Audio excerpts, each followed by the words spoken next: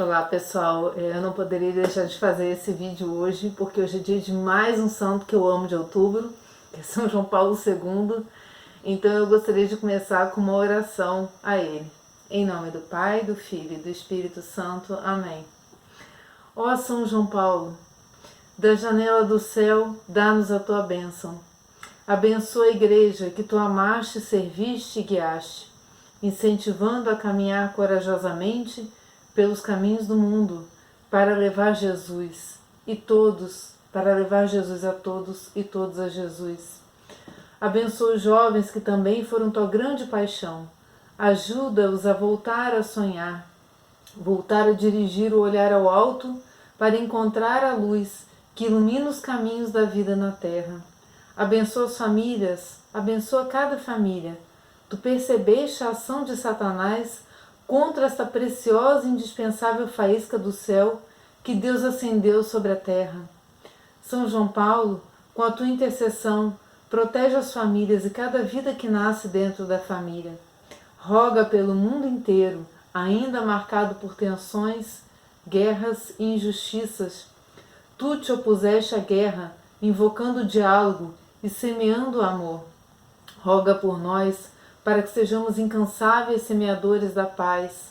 Ó São João Paulo da janela do céu, onde tivemos junto a Maria, faz descer sobre todos nós a bênção de Deus. Amém, assim seja. São João Paulo, rogai por nós que recorremos a vós, em nome do Pai, do Filho e do Espírito Santo. Amém. O Papa da Paz, o Papa das famílias, o Papa dos jovens, tantas coisas importantes. Eu vou pegar aqui um trechinho de uma revista que Dom Estevão Bittencourt fala dele logo após a morte dele, mas eu gostaria de primeiro pontuar as vezes que ele esteve aqui no Brasil. Em 1980 foi a primeira vez que ele veio para a então beatificação de José de Anchieta, que foi canonizado em 2014 agora, pelo Papa Francisco. São José de Anchieta, que foi o fundador da cidade de São Paulo. Na segunda vez foi em 1991, ele visitou a Santa Dulce. Olha só, gente, só santo com santo, E a terceira vez foi em 1997, o Encontro Mundial das Famílias no Rio de Janeiro, Que foi daí que vem o título de Papa das Famílias. E também foi ele o idealizador da Jornada Mundial da Juventude. Então, esse homem frutificou na igreja de uma tal forma. Assim, ele foi realmente um fenômeno, um fenomenal instrumento de Deus. Eu tive a graça de vê-lo, assim como eu vi Dom Estevão. Eu considero graças na minha vida ter visto, ter estado assim perto dele, porque eu fui tanto no aterro do Flamengo, na missa, que tinha mais de 2 milhões de pessoas, como também fui no Maracanã, e eu levo como uma relíquiazinha, como uma lembrança dele, o cartão de entrada no Maracanã, e eu tenho muito carinho de ter estado lá, e é uma presença, gente, que, assim, quem não teve essa chance de ver ele de perto, certamente um dia terá, na graça de Deus, mas ele transpirava santidade. Era um homem que transpirava santidade. Então eu não poderia deixar de fazer esse vídeo, até porque tanto ele como Santa Faustina, que é outra santa de devoção, que também é outubro, dia 5, são poloneses. E foi ele que instituiu a festa da Divina Misericórdia, o Domingo da Misericórdia, e ele faleceu na noite anterior. Olha que coisa, que tem sentido isso, Ele faleceu logo depois do Domingo da Ressurreição, A festa da Misericórdia, Jesus pediu que se celebrasse essa festa na igreja inteira, no mundo inteiro, no domingo seguinte ao domingo de Páscoa. E foi quando esse homem ascendeu ao céu, Que só falando assim, ele ascendeu ao céu.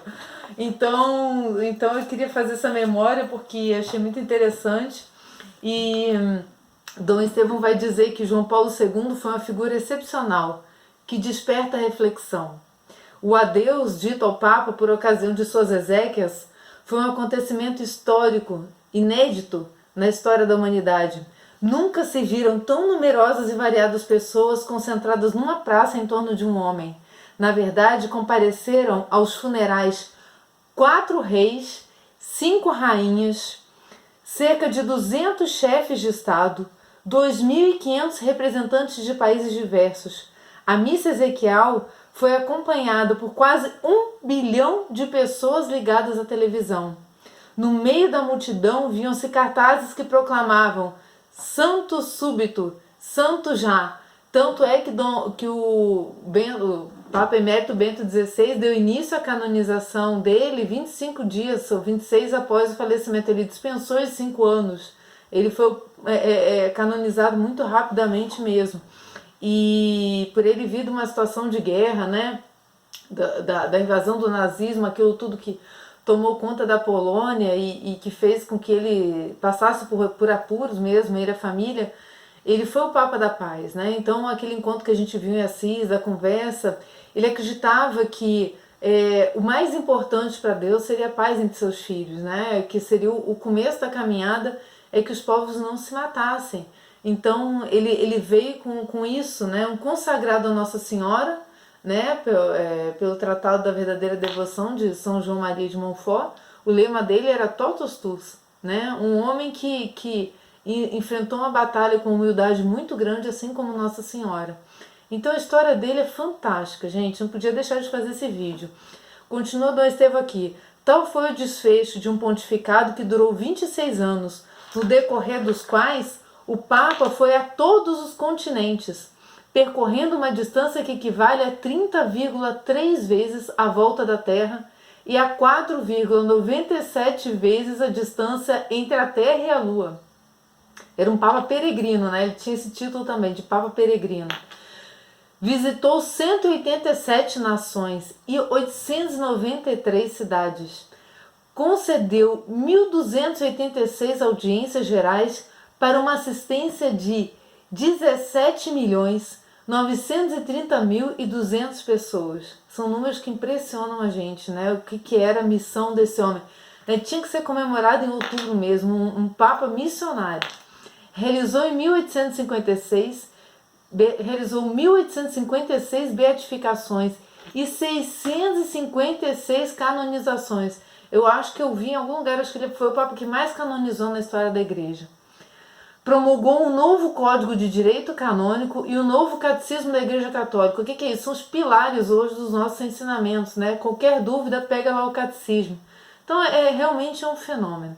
Pergunta-se agora, qual foi o segredo de tão relevante personalidade de apóstolo homenageado por representantes dos 5 continentes sem que dispusesse de legiões ou possuísse riquezas? Dom Estevão faz uma análise tão bonita, né? Tão simples. O segredo da força moral do Papa residia na sua profunda união com Deus, que lhe proporcionava a coragem necessária para enfrentar os desafios de sua missão. Profunda união com Deus. João Paulo II era homem de oração.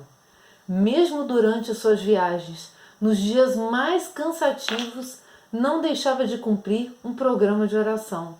Ainda na véspera de sua morte, ciente de que era sexta-feira, quis rezar a Via Sacra, cujos textos um dos assessores lhe leu em voz alta. Profundamente unido a Deus, o Papa tornou-se embaixador de Cristo, representante mesmo, né, de Cristo. Isto é, de valores transcendentais que ele distribuía copiosamente a quem o abordasse. Coragem decorrente da união com Deus. O exercício dessa coragem era para o Papa um dever de consciência e um serviço à humanidade. Desde o início do seu pontificado, o Papa repetiu muitas vezes: não tenhais medo, escancarás as portas a Cristo.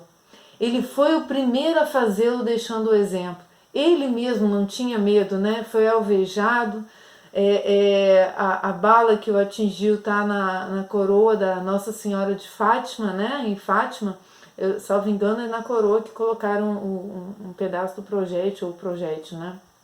Então ele era um homem de coragem, né? Que com a idade avançada estava lá até o fim, levando a igreja com seus ensinamentos.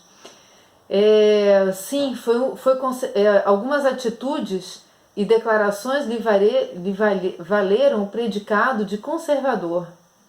Sim, foi conservador não no sentido fundamentalista ou mesquinho, mas no sentido de que todo organismo vivo, Para crescer harmoniosamente, deve conservar o contato com suas raízes, né? Deve conservar a sua origem.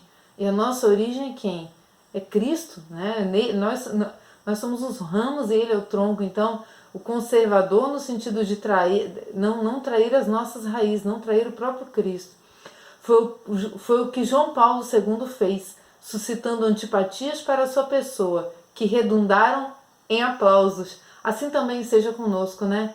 Que nós suscitemos com o nosso agir antipatias do mundo, mas que os aplausos sejam dados pela conclusão da nossa missão aqui na Terra, por aqueles que seguem a Deus. É isso que nos interessa.